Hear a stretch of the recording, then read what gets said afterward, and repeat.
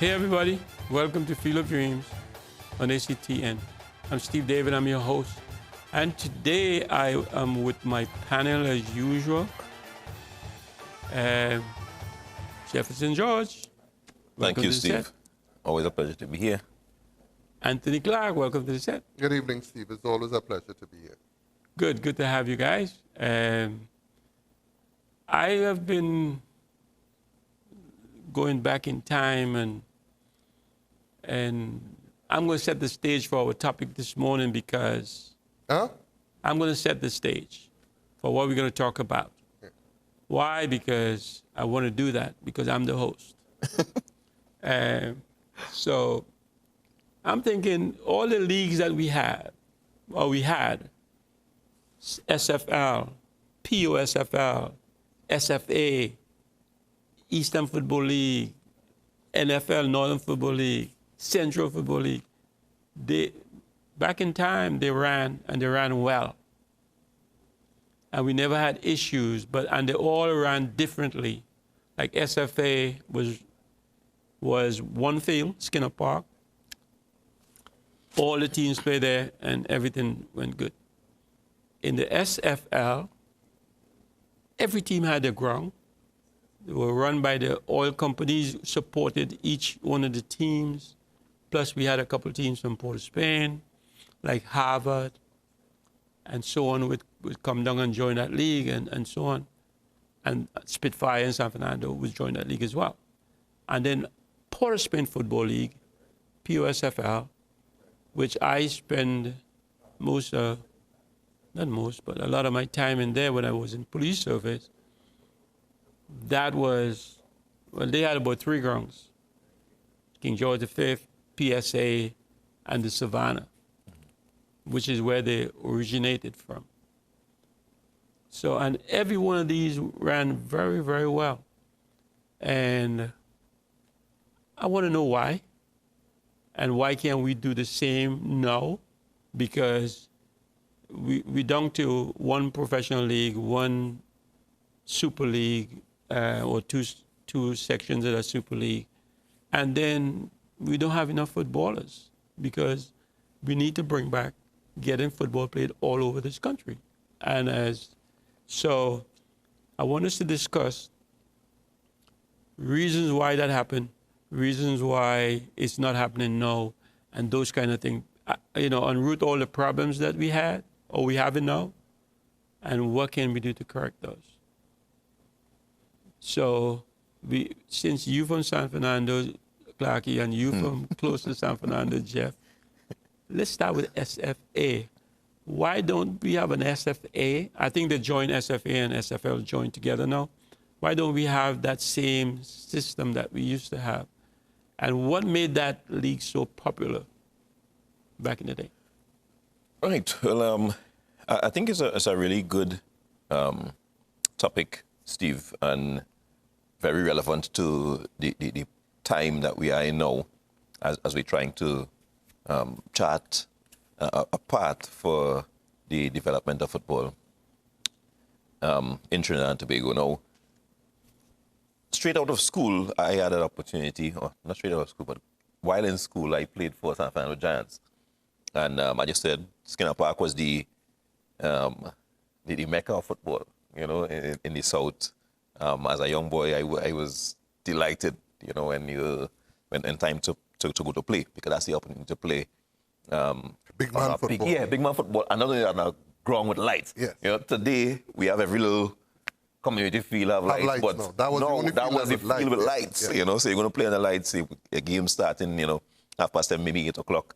It was really, really exciting. When you get to the park, you have all these old park boys there, the environment was good. People come from around the area, Pleasantville, and it was a really, really good atmosphere.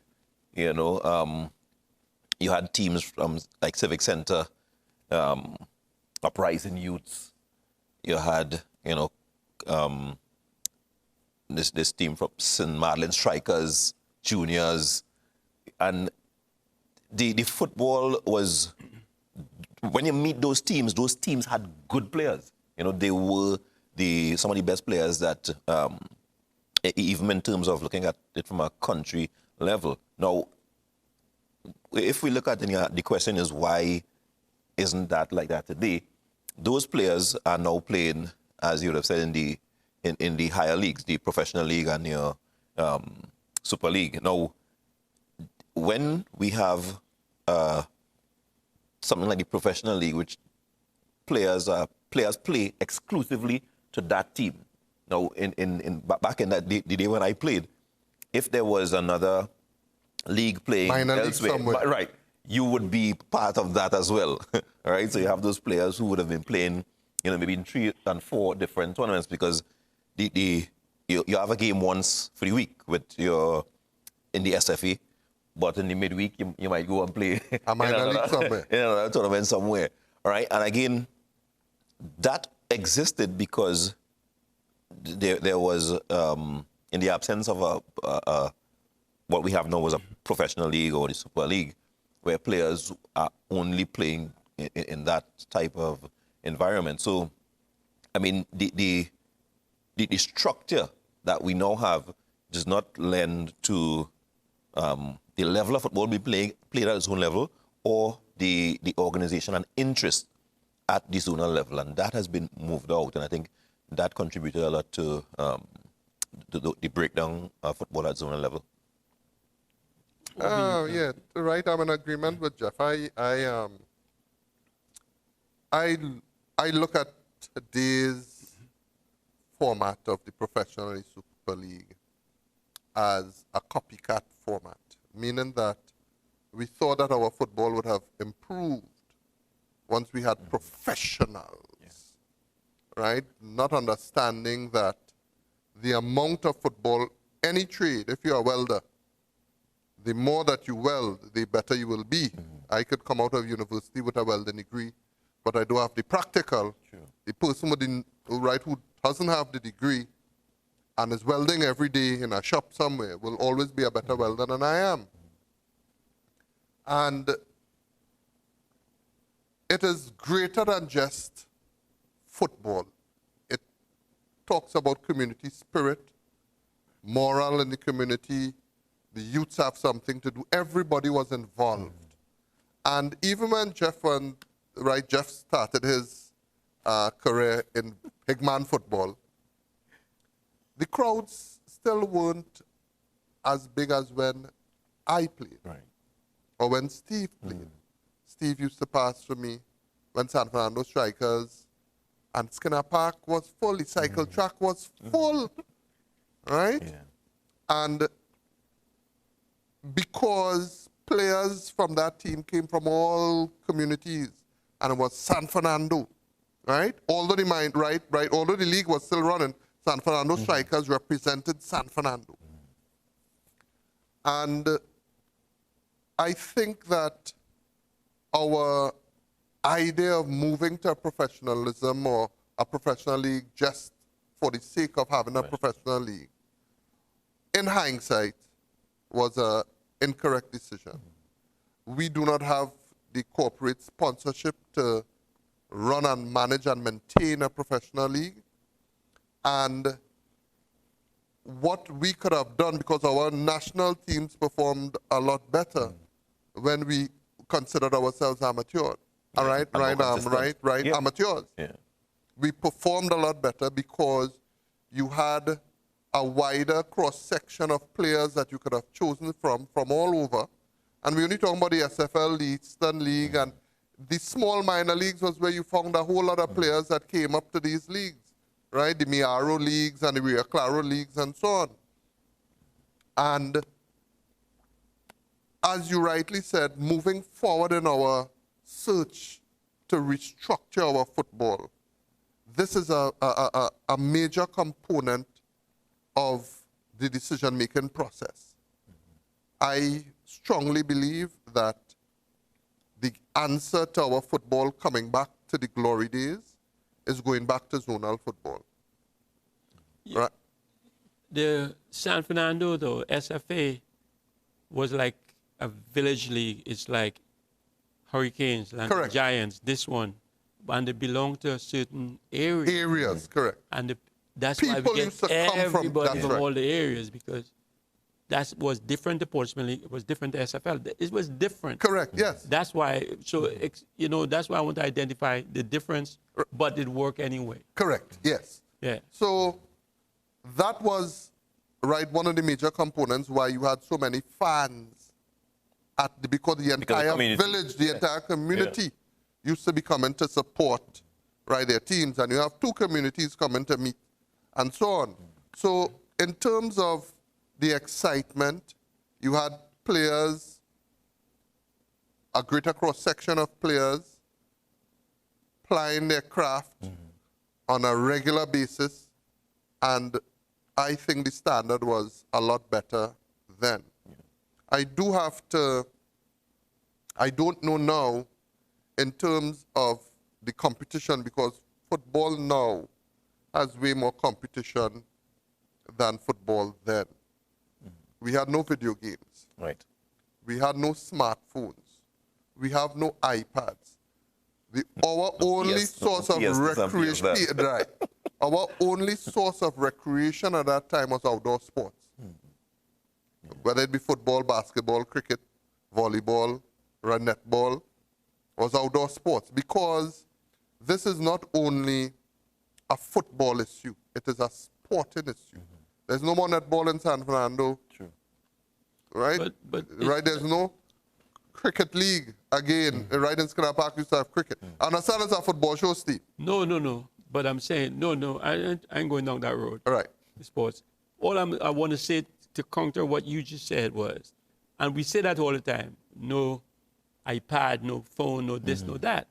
The rest of the world, we getting more crowds now in England or here, and we have iPad, and we didn't have iPad then, but now where we have iPad, we getting more crowds. Right, but it ties in still though, because How? you have the foundation of what the football was built on was community. So even though you add the modern lifestyle to it, all the nice things, the community is still attached to the football or whatever sport Correct. it is. The community is still attached to that, and that remains a sense of pride and even entertainment for those who are viewing. So again, like you mentioned, the competition. So in that regard, the football is winning against these other distractions. And it should always win. It should, but it's a difficult fight for us, and I agree with it, because I can literally see, working in the colleges league and so on, that's a big issue. It's a big issue when the players who you have representing your premiership team in school is more interested in going home. And when they say sweat, I'm thinking they're going to play. They're going and play on the TV with FIFA 2020. We just speculating. No. That's not speculation. That's not speculation. That is literally what the discussion is around the football players. The reason for that probably is we have a professional league that don't have a high standard. So they who sitting and doing this should have been out playing to raise the standard, but I could get in with a half-ass kind of standard. Right, and the reason for that, Steve, is this. When you had a team from, Civic Center, right? Civic Center was made up of the best players when Tisha played Harriman Park. You had a minor league in the community, and the best players from the community made the big team from the community. Right? So because there's no community football, where the minor leagues now are there's nothing to attract the youths of today in the community. So that's another issue? That's the issue. Yeah. Another issue. No, well, that's the main issue? The stem. Right? That's the root cause of the problem. Because the association has taken the focus off of ensuring that these areas have a proper structure of football, and they're only focusing on the professional league. Super League has its own people that is where their focus is. And their focus is no longer on ensuring that football throughout the country is organized properly. So, well, how about the organizers? And they are, And we lose they are the ones to Zonal blame. and these kind of people Correct. who was dedicated. Now, there are still the associations. I think Richard Kwanchan Yes. is the head of Yeah, the the Southern zones, of Association. course, Right? the The zones zones still are still exist. there. They exist, but they can't get funding. And, right, in fact, their only source of funding as well is from the TTFA. So if the TTFA's focus is not on promoting and developing zonal football, the SFA is just there in terms of right a body, but right without Okay, any young teeth. funding. Yeah. Who funded SFA back then? Well, back then, Steve, you had the fans coming out. And the fans would have funded, because the gigs. SFA would, the park used to be full. You had funding.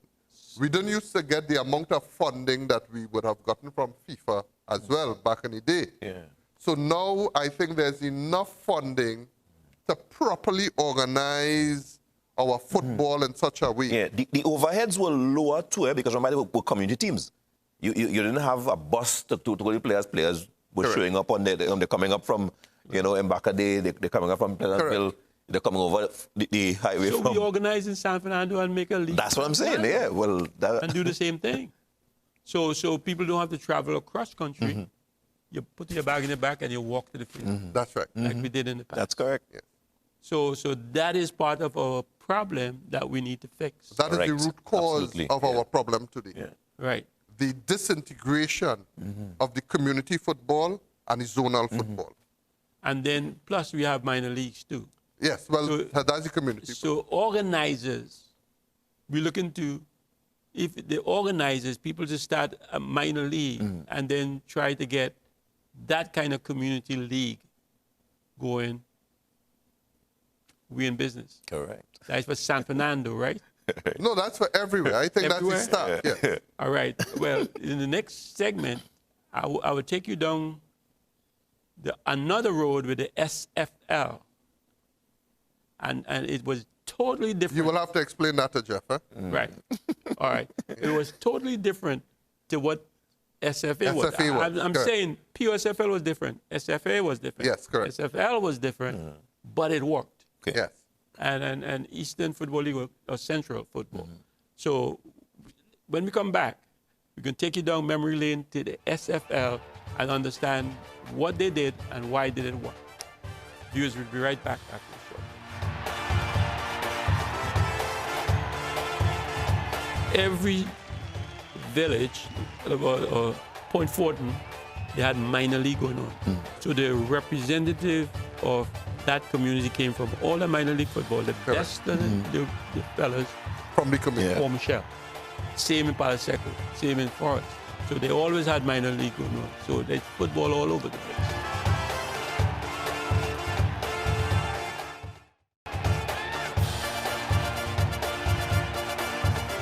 Okay, welcome back, viewers.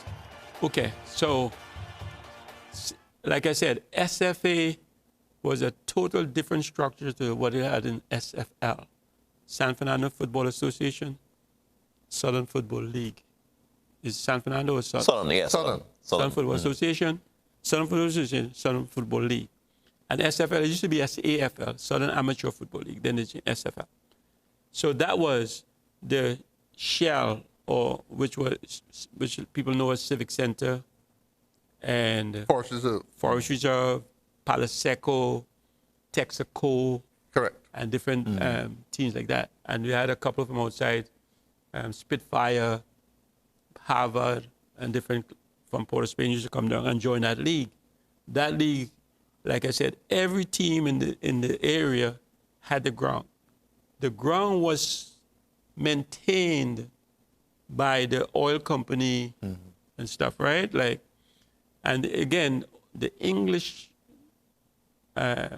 citizen or the Englishman who came here as Expats. expats, as the head of the oil companies, yeah. they, of course, they supported the game at a high level. Yeah. And companies would hire the players Now, if Shell go in and play Palaseco, you know they're going to get the time off to go and play. Yeah. Correct. And they get work and they play. So it was totally different to what we had in San Fernando with one ground.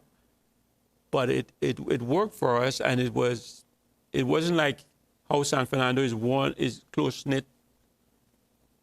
Point, Palaseco, you had to drive. You had to get in a car to get there, and so on. So, and that happened. So it was like going out, but not going too far. Some people would get on the bike and spend an hour to get to Forest or Palaseco, Correct. but it could happen. But that worked. And that worked because I think the investment from the oil company and the organization, the support the oil company gave them, that was like, so I don't want to say why did that work, but let's break down why it worked and how we can make something like that work again. I have one question before we begin, Steve. And I think it was Ivan de Gouville was part of the administration structure. Who were the administrators of the Southern Football League at that point in time? I know that de Gouville was there. I can't remember the others because what transpired there was that representatives from the oil companies, mainly from the public relations department, they were the ones who were the administrators of that league. And what you found happening was that the money allocated to the teams. You had good oversight on it. You had to account for every cent spent, and there was no room for any skullduggery, for want of a better word. And therefore, the money that was meant for football went to football. So you had persons who were given of their time, freely of their time, voluntarily, to these clubs, because the coaches were still not paid then. They may have been employed with the company, but in terms of being paid as a coach, no, you get the time of the year, for football specifically. So I just put in some context, right, for Jeff as well, right? So, and I started off in that environment, and the latter end of that, because Trintock emerged from that format. And I used to have to go down to Point Trintock, Point 14, where Richard Braffett was the public relations manager. He controlled that entire format. So the funding was essential, one, but the management of the funding was even more important than the funding itself. The controllers was just like you say, like let's say Braffett, but we had a guy called Calais Andrews in Point with the Shell, just like Braffett. But each of the team controllers, De Gouville was in Forest Reserve. Right.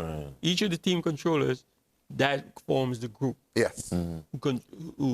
So you can't get the skull like you said. Correct. Because everybody representing somebody, and they come together and they pull up and they're making it work, and they have to report back to the oil company who is. And what's their job? It looked like the oil company was the team belonged to them kind of. Correct. It's not.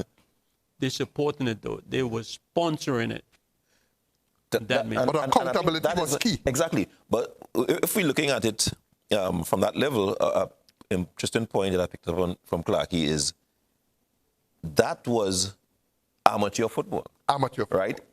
It was also community football. So the teams, as you're saying, that is not, Shell didn't birth that team. Shell invested in that team. Correct. Right? So again, there's an entity which is a team that exists in an organic structure. It's connected to the community. That's where the life of that team is. And just to skip ahead a little bit to what we find ourselves in today, the professional league, even to a lesser extent the Super League or the Super League is much more community-based, and you realize that has a better structure. It has more fans, Correct. right? It runs smoother. The teams and them exist longer, right? Rather than having our model that we use for our professional league is basically, cutting a branch off and trying to have that exist on its own. It can't. It won't. It will eventually wilt and die. And so many, the graveyard is full with all those teams, Swift, Correct. and all those teams that came up into the professional league without being connected to A community feeding them. And it was difficult. So, yes, amateur, but if you look at the investment going in there, players were still taken care of, coaches were taken care of, the football was good, fans was there, right? And the product at the end of the day was sustainable. And like Clarky said, every village, Point Fortin, they had minor league going on. So the representative of that community came from all the minor league football, the best of the fellas From the community. for Michelle. Same in Paliseco, same in Forest. So they always had minor league going on. So there's football all over the place. So our way to get back, we have to ensure that we have the most amount of players to choose from first and Participation foremost. has to be wide, Right? So that is why you need to get back the quality of, right, for example, we choose an entire foreign-based team sometimes to play as our national team. And what is not said is that sometimes those guys don't even make their team. They play 1 or 2 games for the entire season. But you have locals here back in the day who play every single day, every single week, and every single game. And if we get back that type of community-based football, the minor league footballs, as well as the team, right, the representative team from the community or the area, you basically would start to see our football getting back fans, the improvement in quality of play, and so on. The only two minor, right, and correct me if I'm wrong, Jeff, the only two so-called community-based teams that I think in the professional league I will call W Connection, a community-based team, and that's why they have a large fan following. And the team from Sandy Grande,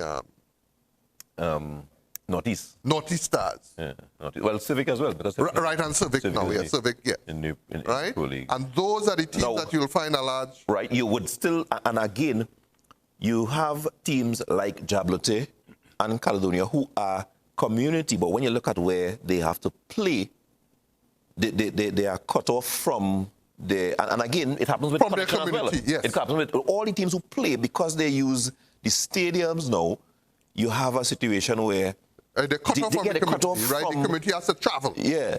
Well, so there's nothing exactly. growing there really, and so the model I'm seeing with the professional league that we started, and again, a lot of it has to do with how we, quote unquote, that professional idea, because the players are required to maintain a particular standard and you training every day, but when you match that to the support that is being given from the teams, we started with salary cap and things like that, but after a while all that went out, and Yeah, forget professional league. Let's stick with...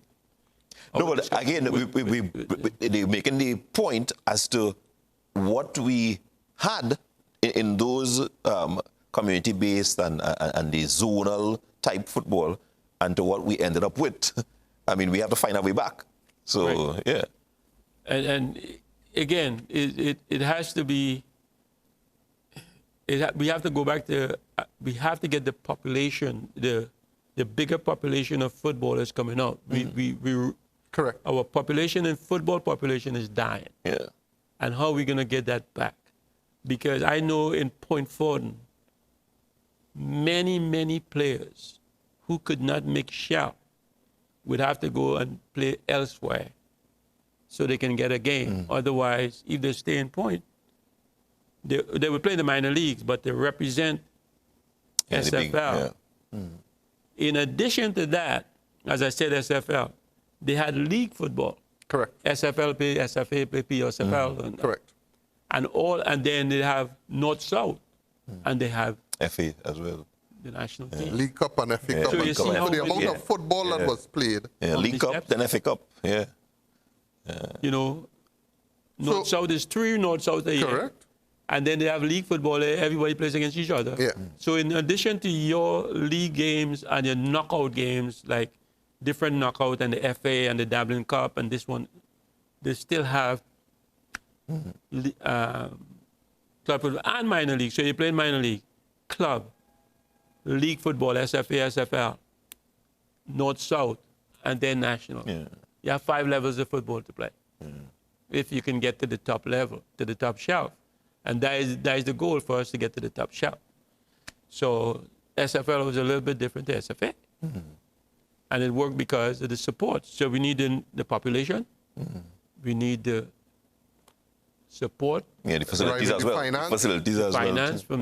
from the No, the League facilities Cup. are there. You know. Every What I'm saying community is- now has a lighted field. You know. The first, exactly, but again, when you look at the condition that these fields are being, they're not being maintained, maintenance. really. No, but let Maintenance. us even talk about that. Although we are speaking about big sponsorship like the oil companies and so on, in the minor leagues, the shop owners and so on, they are the ones who used to run the minor leagues, the little businessmen in the area. They are the ones who used to buy the uniforms yeah. and the little boots and things sometimes for the underprivileged ones, but they're good. The little shop owner would purchase that. So, and these are the people who also used to maintain their own field. Somebody in the area would have take a cut the lawn, lawnmower and go and cut the field on a regular basis. And that community spirit used to be formed where everybody in the community is supporting these youths. Yeah. A major point about back in the day when those things were around as well. Crime was not Right, existent. Exactly. Yeah, you had it right. You always have a village thief. Yeah. But everybody knew who the village thief was.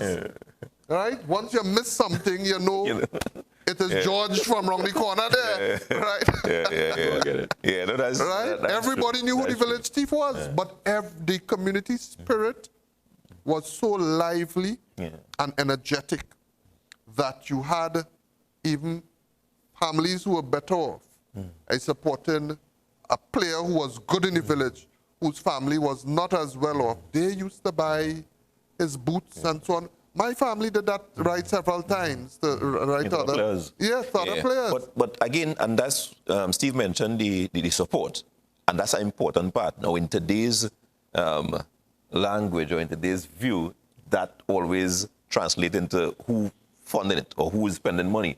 But you see here, it has a lot more to do with a whole, a living organism has a lot of things that the average man who's showing up on game day doesn't see.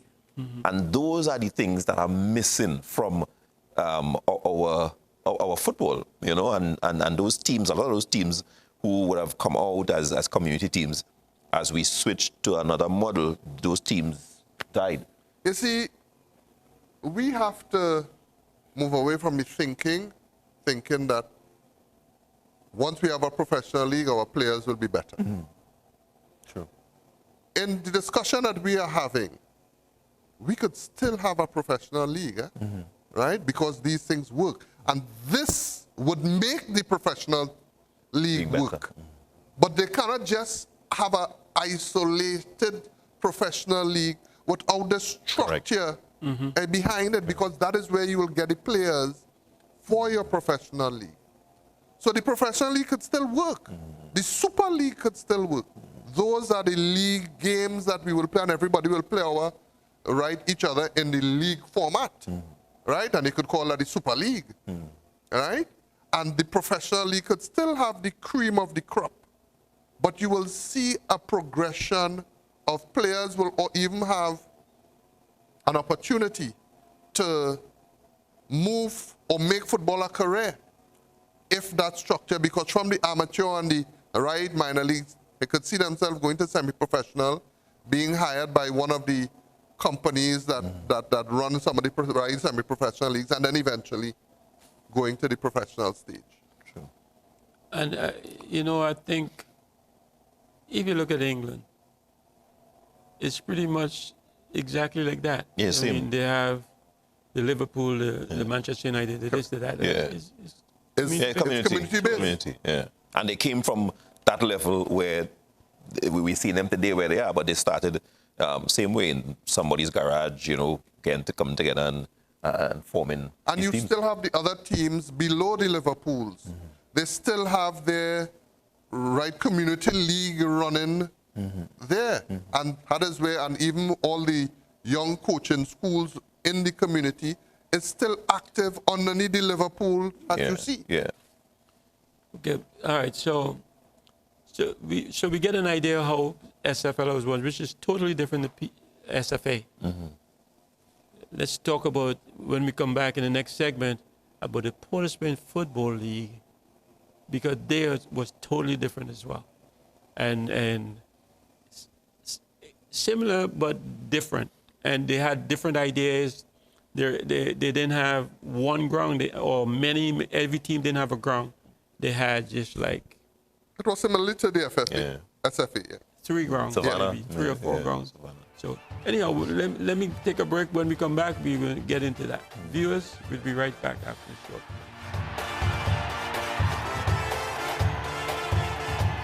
So everybody will have to be in the Savannah, and the Savannah had many fields. Right. So you found that although one game playing on this field, it had a next game playing on that field, but that was the epicenter of where the games used to be played. But you still had your team from Carana. You still, I think, Malvern was based more as a Woodbrook, I think Malvern was a right, Woodbrook, Port of Spain area was Malvern, right? And you still, it was still heavily community based.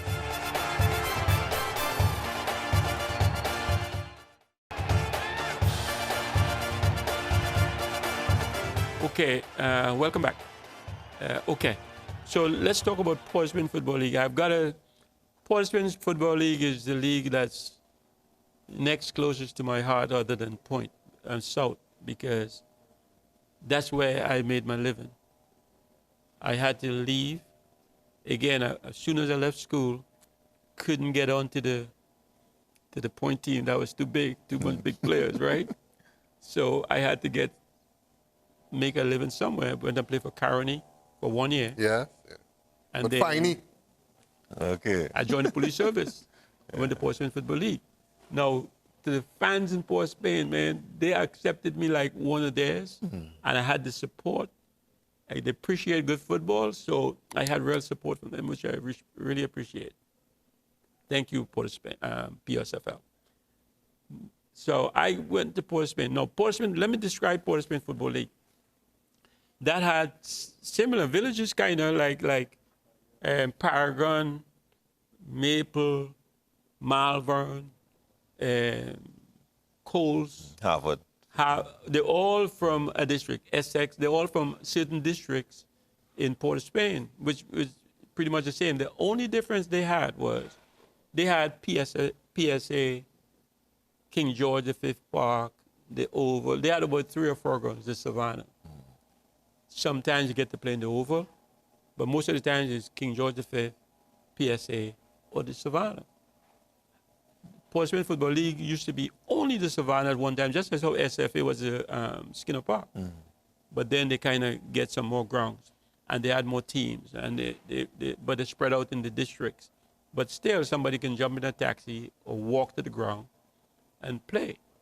And that was, again, that league was special because people support the community kind of, but Port of Spain is a little bit bigger, so it wasn't like real community because there was cross contamination in the community with players. Yeah. Players would go to different things just because they wanted to play, and so on.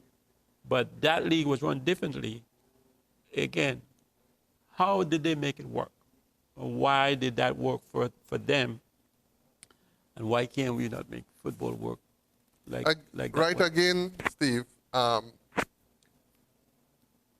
Although there was cross-contamination, it was still community, meaning that the cross-contamination came because of the limited amount of fields, the big fields that they had to play in. Right. So everybody will have to be in the savannah, and the savannah had many fields. Right. So you found that although one game playing on this field, it had a next game playing on that field, but that was the epicenter of where the games used to be played. But you still had your team from Carenage. You still, I think, right, Malvern was based more as a Woodbrook, I think Malvern was a right, Woodbrook team. Woodbrook, Port Yeah. of Spain area was Malvern, right? And you still, it was still heavily community-based because the nucleus of each team came from a particular community, Right. right? The funding for that league came from the businessmen, right, now known as the Hong Kong Merchants Association and so on. The businessmen in Port of Spain, right, the Syrian clothing stores and all these sort of things used to sponsor those leagues.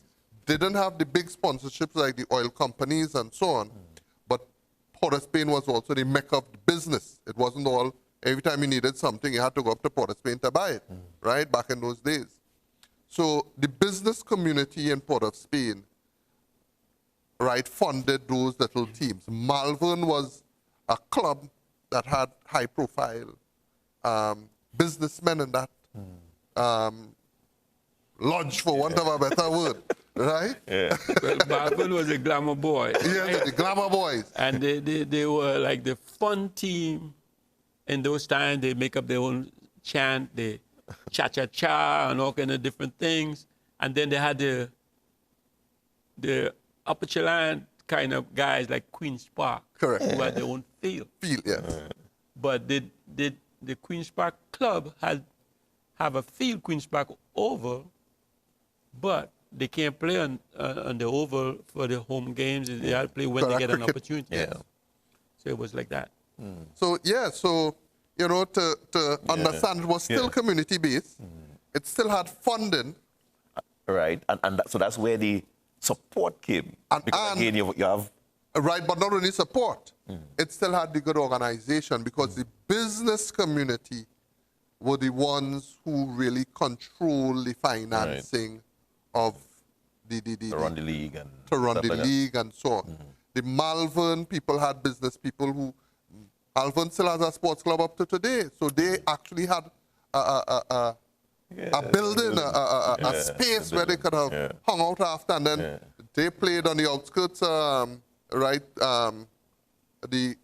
oval, the field in the back there. That's where Malvern used to play, right on that field right there. So they still had people of influence who could have accounted for the finance that went into the football and accounted and managed it properly, whereby the league ran properly. So we have simple solutions. Yeah. And many different models. Very right, but you have a core base of things for success. Finance, but proper accountability. Proper administration, people that love the game, and community base. Yeah. And the Army regiment, and they turned themselves into Defense Force, they dunk veterans, so they play in the Portsmouth Football League. Yes. Police played in 2 leagues, San Fernando, SFA, SFA, and and POSFL. So they produced 2 teams, and so on. So everybody got involved in their kind of setting. Again, how did they come together and form the governing body for that league? I don't know. Well, I played police, but I don't know the representative. I think that was TFA guys with Eric James and the guys who actually run. it was a member from each of the clubs that formed the, yes. Right?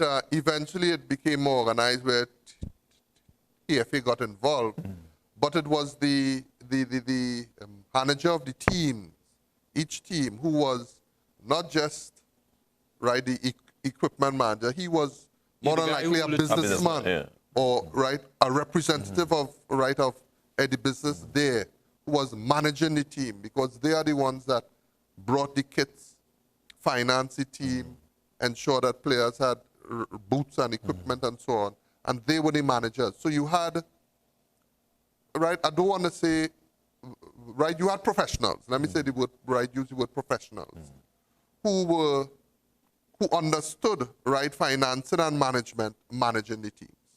I don't think, you know, I can't remember a team with, like, let's say, take for example, Malvern. Malvern, to me, was all them boys on the ground. The Jap Brown and Baby Headley and all them, all those the manager? guys. And there was a pan side to Starley for one of them. Yeah. Maybe that was part of all of that. Them guys look like they just formed that on the ground like a minor league club, but they played in the Portsmouth Football League. And then, well, Maple was a little bit more structured. Maple was like the white collar Yes. team in the PUSFL League, because they like Harvard, Maple, Queen's Park, more white collar. But the Malvern, the Paragon, the Coles, Yes. Yes. they look like little minor league clubs, but they're not playing in a minor league, they're playing in the Portsmouth. In the Football opposite league, yeah. Who was their sponsor? Who? Well, who sponsored? Right, Malvern. Malvern? I don't know. I mean, I would Yes. say, again, I think it come from the Starlift Pania. Right, It right. come from Pan. Pan and football kind of came together and formed that Malvern. Yeah. And I mean, I can't say that for sure. But with I all think- the leagues, Steve, we see key things that cause them to be successful. Yeah. All right? We saw key things that we all know that football requires finance. Right. We all know that. We all know that football requires a ground. We have many community fields now. So we have, right, some of the things that we could tick at the boxes. We all know that football needs proper management. That is what football needs. Proper management at all levels. Now that TTFA, because TTFA at that time was not really controlling any of the Hands-on, leagues. They were just the the governing body. Yeah. Right? The leagues ran themselves. The people who were in the leagues ran themselves. And that's important, and Clarky mentioned some key ingredients there to having football run successfully. And all that you find in the community. So everything you see there, and I think that has to be the bedrock of establishing our development model, because it has to come from, it has to be connected with that community, that it grows into then something that is your premier level, right? So the premier level or your elite level football cannot exist without a rich, diverse community effort feeding into that top level football. And regardless of what it looks like or what you call it,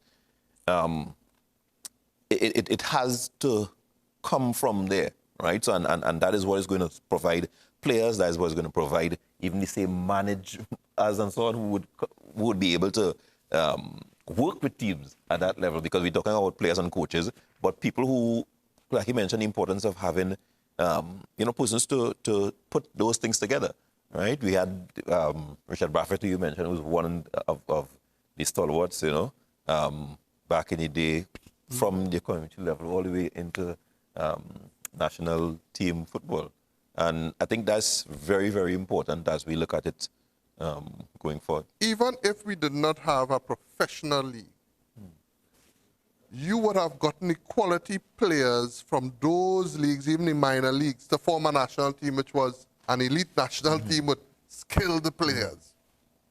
So if TTFA moving forward, instead of focusing on the senior teams, ensure that your community leagues or your zonal football is organized and well-funded, and put the right people in place to have it managed properly and give you proper accountability. When something like that happens, you will then see corporate sponsors wanting to be part of something like that. At this present stage, corporate sponsors don't want to be any part of this chaos. So even community sponsors, you have businesses, car parts places, Star World. You remember Star World? Yeah, I remember Star World used to be run by a man who owned Power Lotto. Yeah. People in the community want to get involved. It does not have to be the big Petrotrins and the Right Forest Reserves and the Trintopex and so on. These businessmen in the community would not mind getting involved, and you have so much, right? You have a bigger pool of smaller contributions versus one large pool. Right, and again, coming. it comes back down to community, because the same small businessman who has a business in Couva or Main Road Marabella, for him to take his money and invest in a team in the East or a team in Port of Spain, it doesn't make sense. Correct. But in my community, yes, that's where I am, and you're feeding into something that assists. I'll go even further. locality. It's not just his money, because he may be able to hire one of the guys in his little store. Yeah. And when it comes time for the community to train, all right, he knows where he is going. Yeah. He knows that he is connected there. He knows that he could get a report or accountability if he came from there, because he's connected. So it does not have to be on a big scale as the Petrotrin or the police or the army hiring people. If we go back to communities, the community people will support their own, And right, as in the past.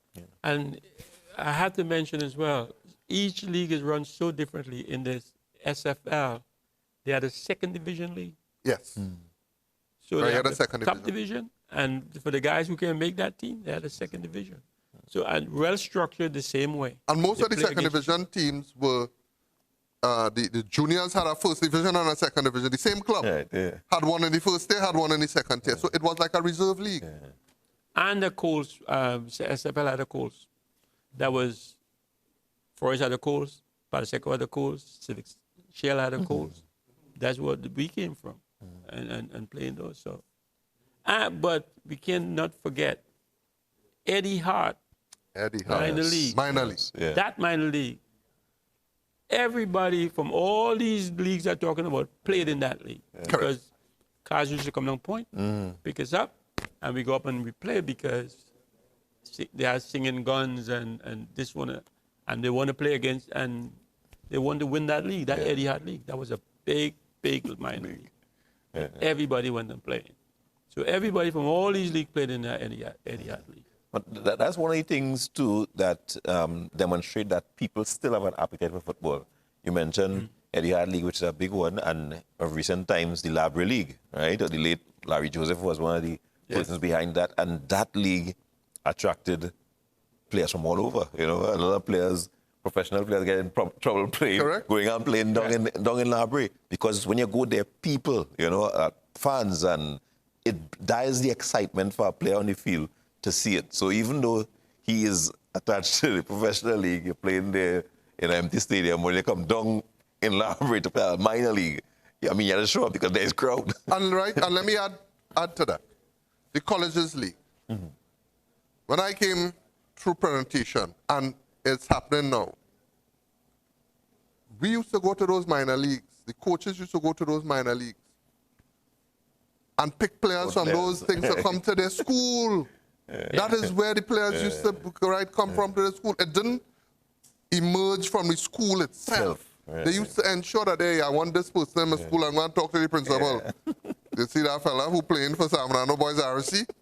Make sure he come in the prayers. That because they used to see them in those leagues. So the colleges leagues at that time was also at a higher standard because of the community football. Correct.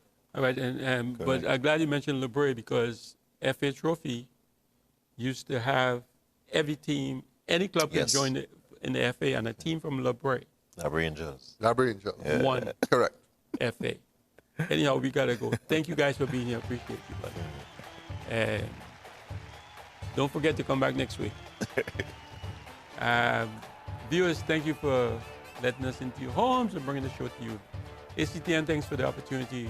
And we have a Facebook page, and we have an email address, philipgt@gmail.com. There you can drop us a line. This show has ended. Go in peace. I'm Steve David. Good night.